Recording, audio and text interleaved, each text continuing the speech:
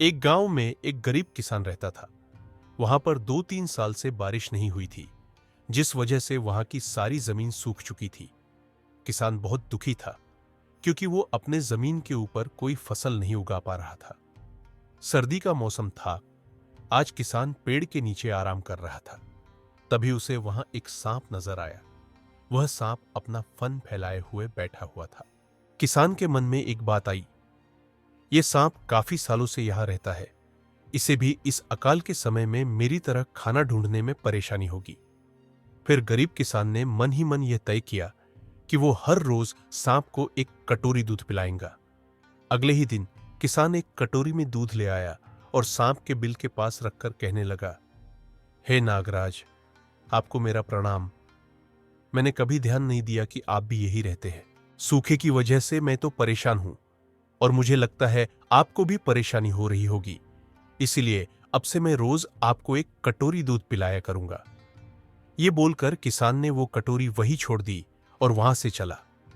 अगले दिन सुबह जब वो कटोरी लेने वापस आया तो उसने देखा कि कटोरी में कुछ चमक रहा है। किसान ने कटोरी को उठाकर देखा तो उसके अंदर एक सोने का सिक्का था। फिर किसान हर रोज सांप को एक कटोरी दूध पिलाता और अगले दिन सुबह हर रोज उसे एक सोने का सिक्का मिलता। एक दिन किसान को किसी काम से शहर जाना था और उसने अपने बेटे को यह जिम्मेदारी सौंपी। उसने अपने बेटे को कहा, बेटा, ध्यान से एक कटोरी दूध सांप के बिल के पास रख देना।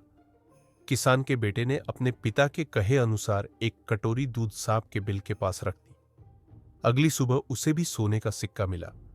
उसके बेटे ने सोचा कि यह सांप तो बड़ा कंजूस है, जरूर उसके पास बहुत सारे सोने के सिक्के होंगे, लेकिन यह तो हर रोज बस एक ही सिक्का देता है। अगर मैं इसे मार दूं तो मैं इसके सारे सोने के सिक्के ले सकता हूं। अगली शाम जब लड़का दूध देने के लिए गया तो उसने सांप को देखते ही उस पर छड़ी से वार किया, मगर सांप भी सतर्क था। उसे छड़ी तो लगी, पर उसने किसान के बेटे को भी डंस लिया। सांप का विष बहुत ही जहरीला था।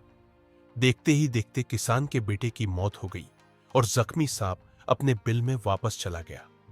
जब किसान वापस लौट कर आया तो उसे अपने बेटे की मृत्यु के बारे में पता चला। साथ ही वह बहुत दुखी और क्रोधित होकर सांप के बिल के पास उसे मारने पहुंचा।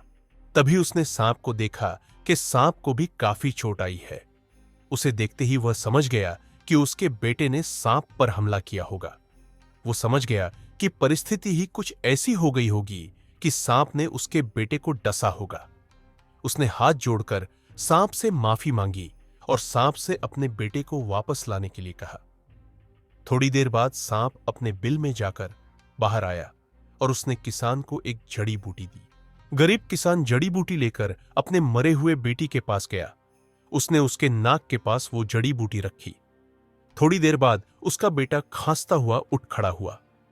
जिंदा होने के बाद किसान के बेटे को उसकी गलती का एहसास हुआ। वो अपने पिता के साथ सांप के बिल के पास गया और उससे हाथ जोड़कर माफी मांगी और बोला, हे नागराज, मुझे क्षमा कर दीजिए। अब मैं किसी भी पशु, पक्षी या जानवर पर हमला नहीं करूंगा। मुझे क्षमा दान दे। सांप ने भी खुश होकर अपना सिर हिलाया और वापस अपने बिल में चला गया। इस कहानी से हमें दो सीख मिलती है। पहली ये कि लालच करना बुरी बात, और दूसरी सीख ये है कि हमें निर्दोष जीवों पे हमला नहीं करना चाहिए। हमें उन्हें बिल्कुल भी परेशान नहीं करना चाहिए। हमें उम्मीद है आपको यह कहानी जरूर पसंद आई होगी। ऐसी ही कहानी सुनने के लिए जुड़े रहिए हमसे। हम जल्द ही मिलते हैं एक और नई कहानी के साथ। तब तक के लिए धन्यवाद। वीडियो पसंद आई तो लाइक, शेयर एंड सब्सक्राइब करो और बेल आइकन दबाओ ताकि कोई अपडेट मिस न हो।